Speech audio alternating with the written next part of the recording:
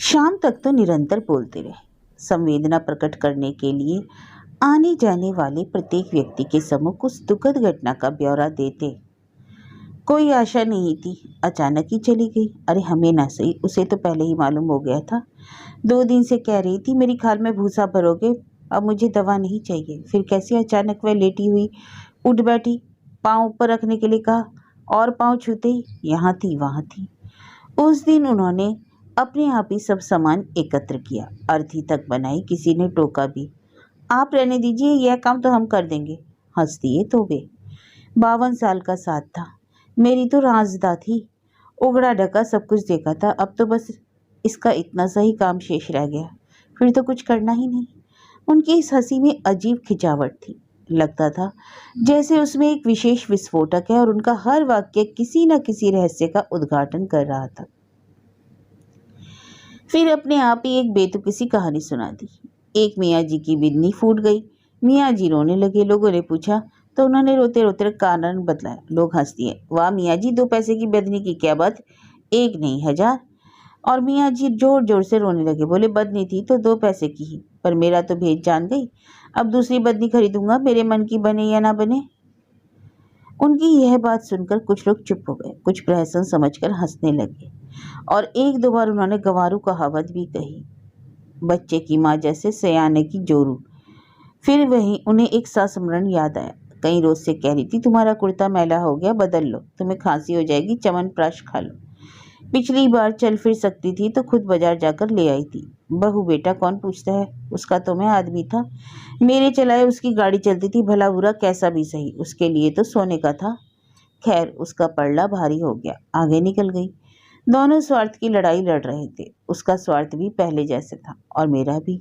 वह जीत गई। दाह के समय जब हड्डियां चटक रही थी, तब भी उन्होंने सभी के सामने कहा था, यही शरीर मुझे सबसे प्यारा था। बनाव श्रृंगार के लिए कितना कितना सामान ला कर दिया करता था। वह और अच्छी लगे और अच्छी लगे जब अपने हाथों अग्नि को सौंप दिया। उनकी ये सब बातें भय भय मिश्रित औचकता से लोग सुन रहे थे। शमशान से लौटने के बाद वे कई दिन तक नहीं बोले। लगता था जैसे घर में रहते ही नहीं। उस कमरे में भी वे बैठते नहीं जिसमें संवेदना प्रकट करने वाले लोग आकर बैठा करते थे। उनके बैठने को एकमात्र वही कमरा रह गया था जिसमें रहती रहती वे चली गई थी, जिस घटना का उन्होंने पहले दिन विस्तार से सुनाया था, जब लड़के उसी को संक्षिप्त करके सबको सुना देते थे। कुछ उनके हम उम्र जो उन्हीं से मिलने की इच्छा प्रकट करते, उनके पास जाते थे, अपनी बात कहते थे और बिना उनका उत्तर सुने वापस लौट आते थे, या फिर ज़्यादा से ज़्यादा वे इतना कह दिया करते थे, सबका यही परिणाम होने वाला है। बस उस दिन बोले जब उनकी बेटी आई। जैसे ही वह उनके पास गई, वे जोर जोर से कहने लगे, तुझे इतने दिनों से बुला रही थी, आज निकल कर आई है, अब तेरा क्या काम, बाप का घर तो माँ से ही होता है। फिर वे बहुत देर तक बड़बड़ाते रहे। उनकी सब बातों का आशय यही था, दुनिया में सबसे अधिक कृतज्ञ कोई है तो अपने बच्चे। उनकी इन बातों से सभी के मन में शोक भर गया था, परंतु सामने बोला कोई नहीं था। 13वीं के बाद सब मेहमान चले गए और भी अधिक अनबोले हो गए, बस अपनी चारपाई पर पांव लटकाए बैठे रहने लगे। उनकी मुद्रा से यह लगता कि कोई चित्र देखने में व्यस्त है। कोई पुकारता भी पहली आवाज में तो बोलते ही नहीं, दूसरी या तीसरी आवाज में नजर भर उठाकर देखते। उनकी नज़र में एक पिकलधा सा प्रश्न चिन्ह होता। जब बात सुन लेते तो वह प्रश्न चिन्ह घुल जाता। जवाब देने की बात होती तो हाँ या ना की मुद्रा में गर्दन ऊपर या नीचे को हिल भर जाती। आने जाने वाले लोग घर वालों को सलाह देते, इन्हें व्यस्त रखा करो, नहीं तो अधिक दिनों नहीं चलेंगे। लड़के सुबह शाम सैर के लिए जाने का प्रयत्न करते तो उत्तर मिलता, अकेले कहाँ घूमने जाऊंगा। वे समझ ना पाते उनका यह अकेलापन कैसा अकेलापन है जो इतने लोगों के बीच भी बना रहता है।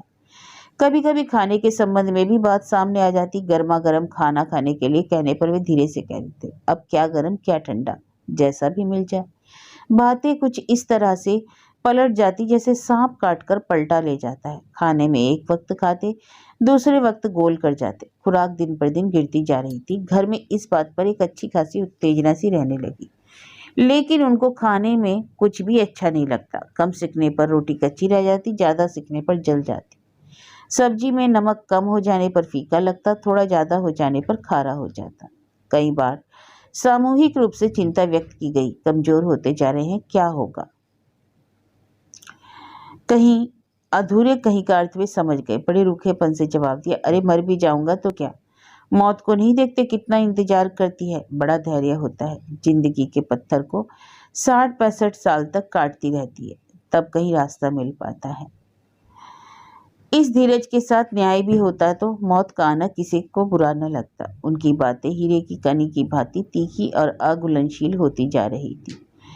उनकी आंखों में सूनापन बढ़ता जा रहा था। कभी तो दोनों आंखें ऐसी स्थिति में ठहर जाती थी, शायद ही अब हिलेंगी।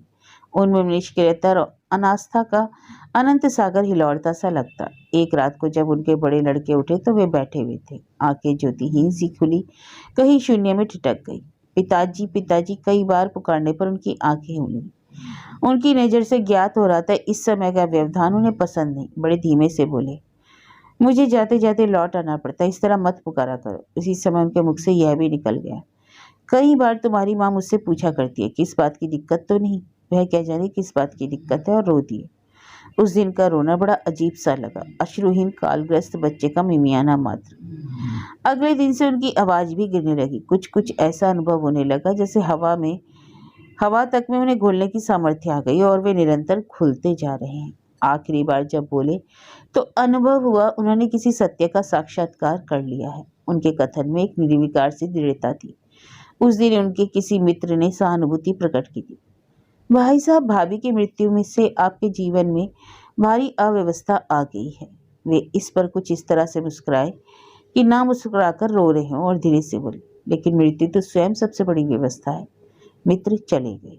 उस दिन के बाद वे बोले नहीं। अक्सर ऐसा लगता रहा उनको अंदर ही अंदर बिंदु बिंदु और धारा धारा का वाष्पीकरण हो रहा है।